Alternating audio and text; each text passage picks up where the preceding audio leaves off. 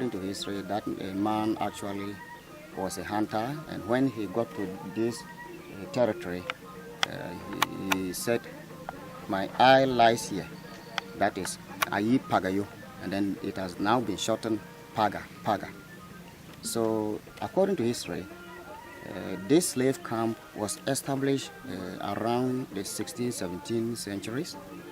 The oral history here tells us around 1704 that it was established, and then it was collapsed 1845. That is what we are told, according to our grandfathers. And there were 3 people who were spearheading the whole process here. They weren't whites. Actually, many people are having that misconception that it was the white man who came to the northern part of the country and raided our brothers those days. No. What I learned is that the 3 slave masters in the Pik Woro Slave Camp were blacks. One is known as Samori Ture, the other one Baba Ture, and then Bagao. The Bagao man was the first person to arrive in this area. Was saying the actual person who first arrived in this camp was a slave hunter. I mentioned Bagao. That Bagao man was the first person to come here and survey the entire Paga, including Nania community.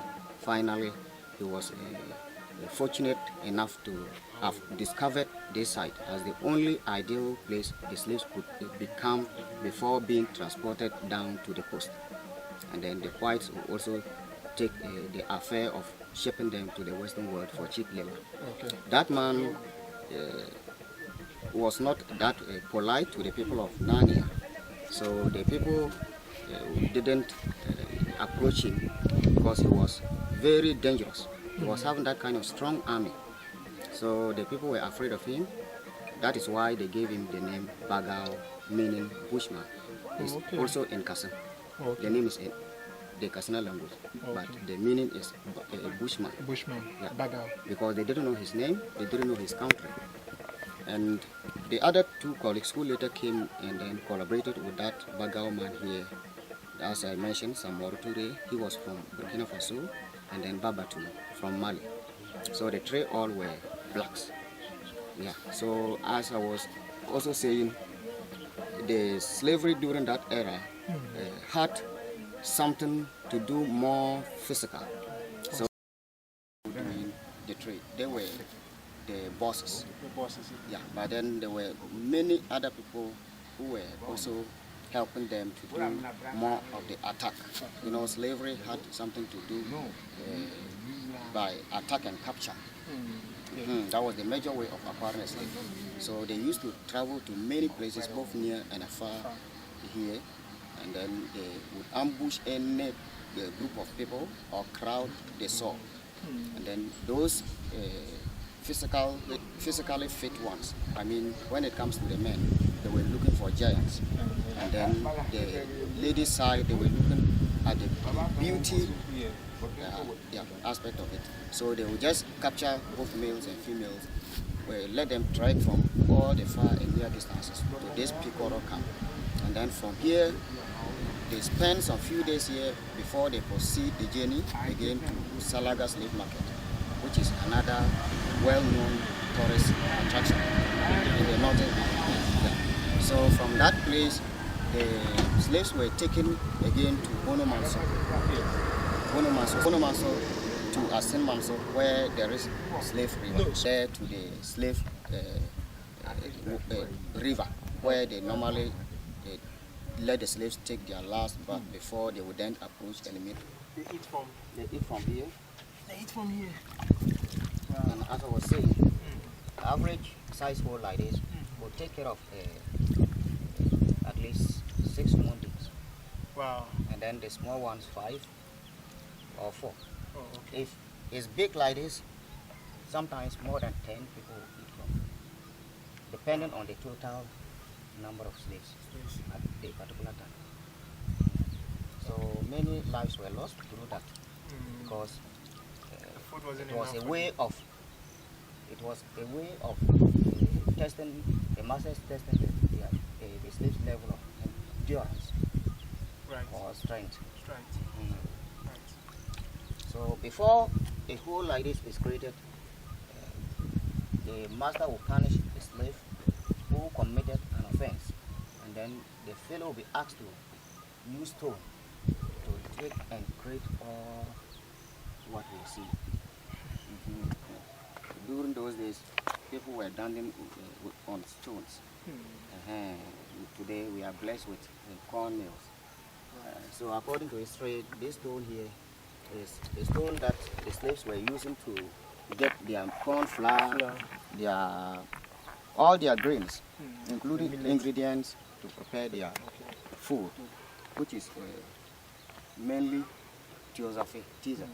That is what they used to enjoy most. So they will do the grinding like this, and as they grind this way, songs are sung alongside to make their work more effective. After which they will look for a calabash to come and collect, scoop the flour to wherever it was needed. The place of the slaves, where traditional music was normally produced by using these two big stones as musical instruments. The big stones here sound like drum. You understand? Right. And then the stone that I'm holding is like the drumstick. So after their evening's meal, after supper, all the slaves used to gather here. The masters would let them come here. It was compulsory to entertain yourself. Either you were engaged drumming, singing, or dancing. And if you come here to entertain, you have to separate the tribes. As slaves, you have to separate your tribes. You know, every tribe with its own culture and customs. Good. So they were doing it different ways. And if you hit any part of the rock, you hear different rhythm. So normally 4 or 5 people will just come here, drum for their other colleagues to dance down there. And down there too, you can see how vast the floor is. As you are dancing, you the slaves, you have to be guarded. They will just place a fake gun in front of you and caution that if you make an attempt to run away, the gun will shoot you by itself and you will die. That was the precaution they gave them. And then here, you can see that there is some water. Yes. Normally, whenever they are about to come here for the entertainment, they will just go back there, get some water and come and pour it here. Temporary those who might have been tasty along the process. You understand? And then the masters too were not far away from the slaves. You see those stones over there? That's where normally the masters will get seated while they witness all the performance.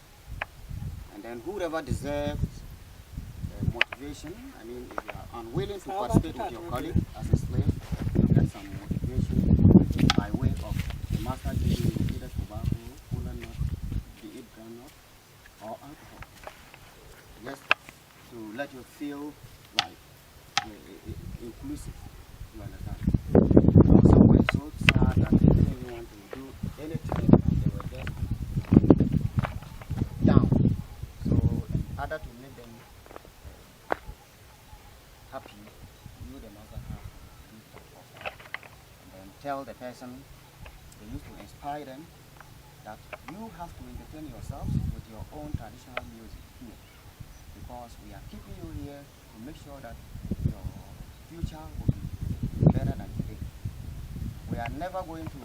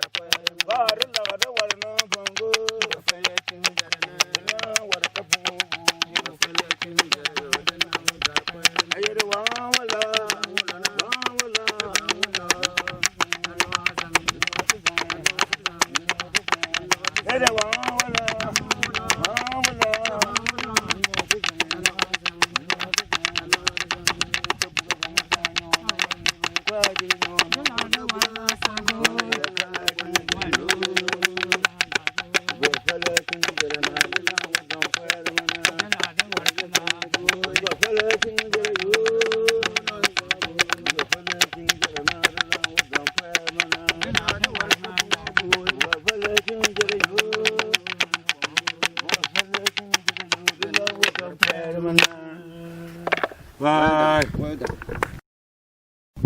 Responsible help their families to grow. Maybe be given their freedom as they get there and then get employed, they work and get money, come back to their communities and respect. But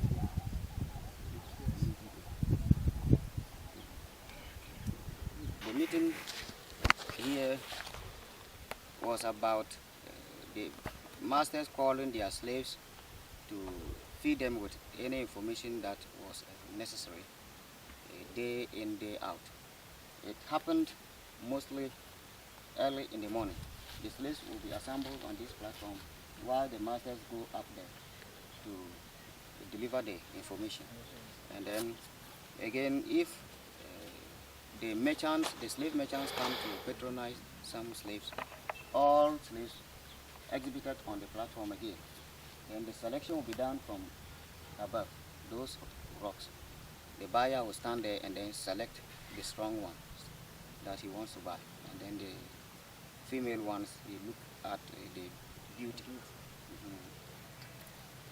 And after the transaction is done, we have small holes here again, just like those at the back, for feeding slaves that were sold out to the agents. After that, then they will now start the journey. This is just their last stop in the camp. Goes this way. You'll be forced to lay as I am. Both your hands, your legs, all chained to the stone. Then you get whips at your back until you make a change of decision to go. Engage one of their sleeping men to check around if there was any form of attack or some stubborn slaves escaping. Then he would raise alarm to the masters. And as you see, it is a natural tower. It's naturally arranged.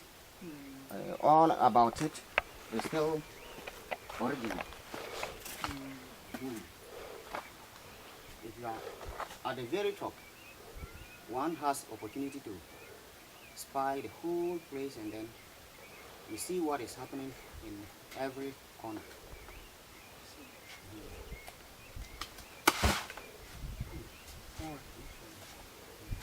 Alright, so we slope down.